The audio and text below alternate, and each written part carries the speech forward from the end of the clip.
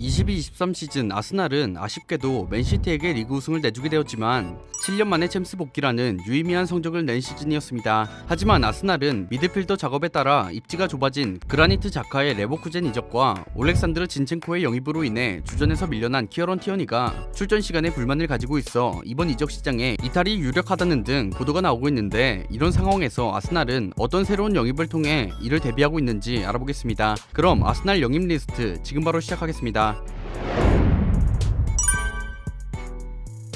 첫 번째 선수는 데클란 라이스입니다. 뛰어난 수비력과 리더십을 갖춘 프리미어리그 정상급 수비형 미드필더인 라이스. 24세의 젊은 나이에도 불구하고 웨스트햄 주장 완장을 찼으며 22-23 시즌 주장으로서 유로파 컨퍼런스 리그에서 웨스트햄의 우승을 이끌며 트로피를 들어올렸죠. 오랫동안 많은 빅클럽들이 라이스에게 러브콜을 보냈지만 모두 웨스트햄이 책정한 높은 이적료에 막혀 무산되었는데, 22-23 시즌 종료 후 웨스트햄과 계약 기간이 1년밖에 남지 않으면서 웨스트햄이 라이스를 놓아주기로 결심한 모양입니다. 라이스의 이적이 유력해지면서 여러 클럽들의 관심을 받았는데 아스날, 뉴캐슬, 맨시티, 뮌헨의 경쟁이 이어졌습니다. 아스날은 베테랑 그라니트 자카가 레버쿠젠으로 떠나면서 중원 보강이 절실했는데 지속적으로 챔피언스 리그를 원했던 라이스에게 접근했죠. 아스날의 라이스 영입은 두 차례나 제안을 거절당할 정도로 쉽지 않은 영입이었습니다. 하지만 최종적으로 아스날이 1억 파운드, 한화 약 1660억 원에 에드온 500만 파운드를 더한 금액을 비드하며 타 구단들이 높은 이적료를 감당하지 못하고 손을 떼며 라이스 영입에 승리할 수 있었습니다. 1억 파운드로 맨시티로 이적했던 잭 그릴리시를 넘고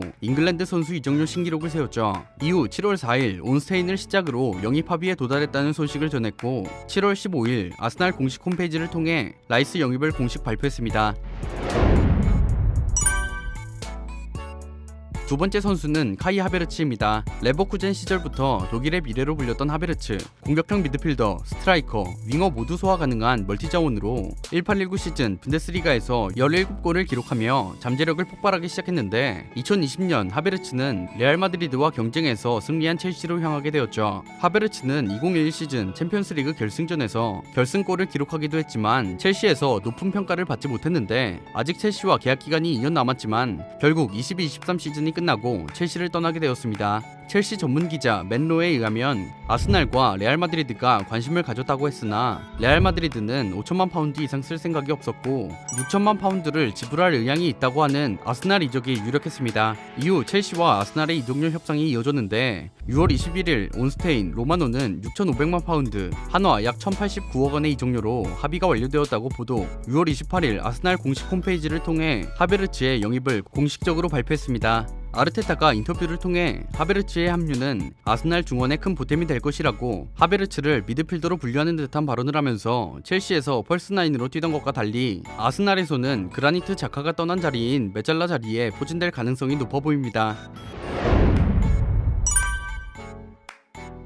세 번째 선수는 위리엔 팀버입니다. 2001년생의 수비수 팀버. 19-20 시즌 아약스에서 프로 무대에 첫 발을 내디뎠고 빠르게 주전 자리를 꿰찼는데 센터백, 라이트백뿐만 아니라 수비형 미드필더까지 소화할 수 있는 자원으로 21-22 시즌 에레디비시 올해의 선수를 수상하였죠. 22-23 시즌이 끝나고 아약스와 계약 기간이 2년 남은 팀버는 많은 팀들의 관심을 받았습니다. 아스날뿐만 아니라 전 스승 에릭 테나흐 감독이 있는 맨유, 리버풀, 뮌헨이 관심을 가졌다고 하죠. 하지만 공식적으로 이적을 추진한 것은 아스날이었습니다. 로마노와 샘디는 아스날이 진첸코 같은 유형의 선수를 반대쪽에도 추가하고 싶어하며 아르테타 또한 팀버가 다양한 포지션을 소화 가능할 수 있어 좋아했다고 하죠. 7월 15일 아스날은 공식 홈페이지를 통해 팀버 영입을 공식 발표했습니다. 계약 기간은 5년 2028년 6월까지이며 이적료는 총액 4,500만 유로, 한화 약 642억 원입니다. 지금까지 영입이 확정된 선수들을 알아보았습니다. 다음은 이적 루머가 나오는 선수들입니다.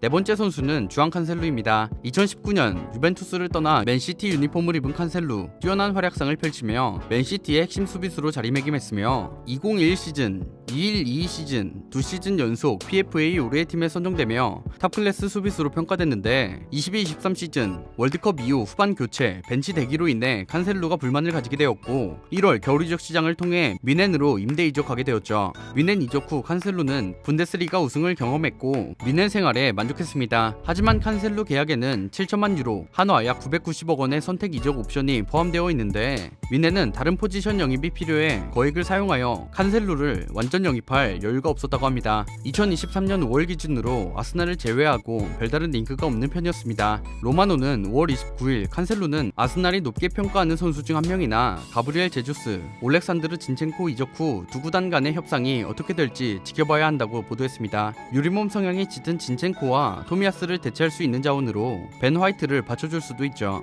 하지만 아스날이 팀버 영입이 유력해지면서 링크가 좀 옅어졌습니다. 칸셀루 또한 바르셀로나에 관심이 강해지면서 바르셀로나 임대 영입이 유력하다고 하죠. 다섯 번째 선수는 제레미 프림퐁입니다. 2000년생으로 레버쿠젠의 핵심 풀백인 프림퐁, 2021 시즌 중반 셀틱에서 레버쿠젠으로 이적해 팀의 핵심 선수로 자리 잡았죠. 레버쿠젠에서 95경기 11골 20도움을 기록한 프림퐁은 레버쿠젠과 계약이 2년 남았는데 현재 많은 팀들이 관심을 가지고 있다고 합니다. 풋볼 런던에 따르면 맨유, AC밀란, 아스날이 관심을 가지고 있다고 보도했습니다. 프림퐁은 원래 맨유 테나흐 감독이 노리던 선수로 2023년 4월부터 맨유와 링크가 뜨고 있었습니다. 하지만 아르테타 감독이 좀 더 공격적인 성향의 라이트백을 추가하고 싶어하며 맨유가 프림퐁 영입에 주춤하다가 하이제킹을 시도할 수 있다고 합니다. 여섯 번째 선수는 로메오 라비아입니다. 2004년생으로 2022년 맨시티에서 사우스햄튼으로 이적한 라비아, 주로 수비형 미드필더로 활약하며 패스의 범위가 넓어 짧은 빌드업이나 역습 상황에서 롱볼 빌드업 모두 시도하고 주발인 오른발뿐만 아니라 왼발까지 잘 사용해 템포를 끌지 않고 간결하게 처리하며 사우스햄튼에서 곧장 주전 미드필더로 발돋움했습니다. 사우스햄튼은 22-23 시즌 리그 20위를 기록해 챔피언십으로 강등되어 라비아는 뒷클럽들의 관심을 받고 있는데 현재 홀딩 미드필더 보강을 원하는 리버풀, 아스날, 첼시가 라비아를 지켜보고 있다고 합니다. 가장 진하게 링크가 났던 구단은 리버풀로 알렉시스 맥알리스터와 도미니크 소보슬러의 영입을 성공했으나 아직까지 라비아 영입설이 옅어지지 않고 있으며 현재 조던 앤더슨과 파비뉴의 사우디 이적설로 인해 라비아 영입을 통해 중원 보강을 시도할 것으로 보입니다. 이렇듯 리버풀이 원하지만 이와 반대로 선수 본인은 아르테타의 존재 때문에 아스날 행을 선호한다고 하는데 현재 토마스 파티의 이적설이 나오고 있는 가운데 파티가 팀을 떠난다면 라비아 영입을 고려하고 있다고 하며 7월 3일 타임지의 톰 알넛은 아스날이 라이스 영입이 마무리되면 라비아 영입을 위해 움직인다고 하며 리버풀과의 경쟁을 보도했습니다. 지금까지 아스날 영입 현황 및 이적설에 대해 알아보았습니다. 여러분들은 아스날이 지난 시즌 뒷심 부족으로 준우승에 그쳤지만 다음 시즌에는 선수단 보강에 성공하며 다음 시즌 우승 도전에 성공할 수 있을지 댓글 달아주시면 감사하겠습니다. 지금까지 월간 베스트였습니다. 감사합니다.